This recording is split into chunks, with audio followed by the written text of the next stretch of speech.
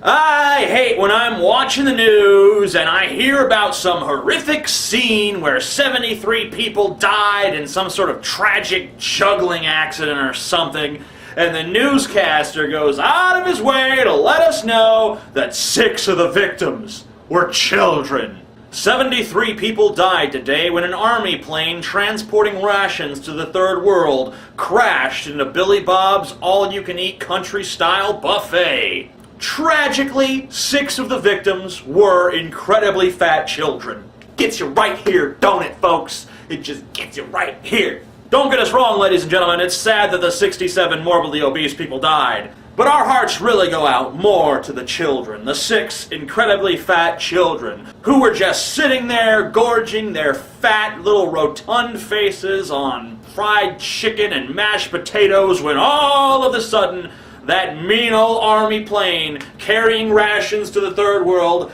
crashed into their laps, crushing them and killing them and splattering their big fat bodies all over the place. Oh, the huge acidity. What does this children stuff do exactly? Does it make the tragedy extra sad? Is it a little bit sadder when your little baby children's dying? Are the children the chocolate syrup on your big old tragedy sundae?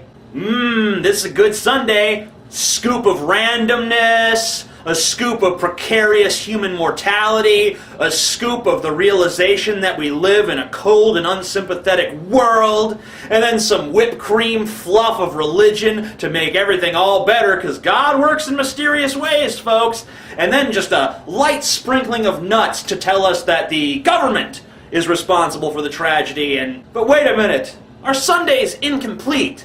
It just doesn't feel like it's quite there yet.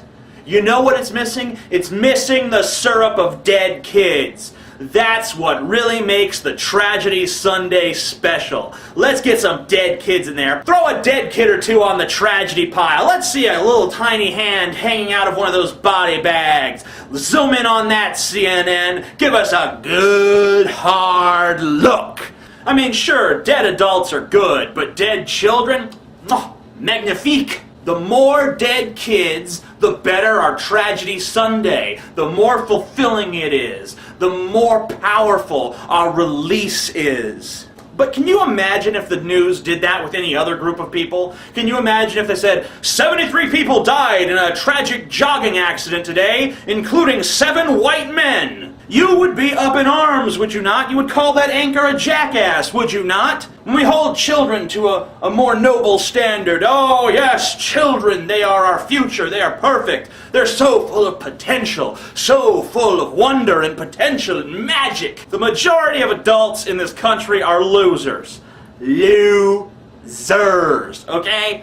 That means that the majority of children in this country are also going to grow up to be losers. If you lose 6 children in the tragedy, guess what, folks?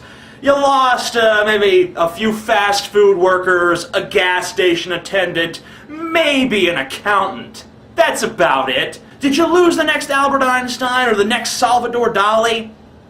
Probably not. But there is one other group that you see that selective compassion for, and that's Americans. Now, it doesn't matter if they die in America. If an American dies on American soil, no one cares. But if an American dies in some foreign country, oh boy, get ready for the news to let you know that there was a coup somewhere, or a car bombing somewhere, and 83 foreigners died, but guess what, folks? 2 American tourists died too. The poor American tourists. No, they were so much more valuable than those 83 foreigners. Let me ask you this, America. Is an American life more valuable than any other life? We certainly act like it is. Let's ask ourselves, how many Middle Eastern civilians have died in our crusade to avenge the deaths of 2,700 Americans on 9/11? All I'm saying, folks, is that on the surface, it kind of looks like we value American life more than any other life. I mean, think about it. How many times has CNN told you how many American troops have died in Iraq? They tell you all the time. But how many times have you ever turned on CNN and they have told you how many Iraqi civilians have died in the U.S. occupation because of the U.S. occupation? You've never heard that number. And the reason is because we don't care how many Iraqi civilians have died in Iraq. We only care how many Americans have died in Iraq. And we don't even care that much about that, because even though Obama promised to withdraw from Iraq, the occupation continues. All of that talk about how he was going to do a phased withdrawal from that country, none of it has come to pass. We're still there. We've still got permanent bases there. We're still trying to run that country. We still have not allowed those people to govern themselves. So it's obvious that no matter who we elect, no matter what party is in office, we're gonna be in Iraq, because that's where we want to be. That's where American imperialism has taken us. So it all comes down to this: Americans and children, Americans and children, Americans are children. You know, we used to lose children at an extraordinary rate. I mean, a child born in the 1800s was lucky to see its 10th birthday. Nowadays, every kid that dies, we gotta hold a huge vigil and candles and crying. And you know, it's so sad that we lost little Billy. He had such strong hands. He would have been a great factory worker one day. And that's really what America needs, is another factory worker. Another factory worker in a country where all the factories are being shut down and all the jobs are being moved to India. Poor little Billy, poor little Billy. If only he'd have not swallowed that action figure, he would still be with us today. It's such a tragedy. Give me a break. Kids are small and weak and fragile with puny immune systems. So of course they're gonna drop off like flies. It's no big deal, folks. And I'm not saying it's not sad when little Sally or little Mikey goes to hell. All I'm saying is that it's not more tragic than when a grown person dies. Because chances are that that grown person is just as valuable, if not more valuable, to society.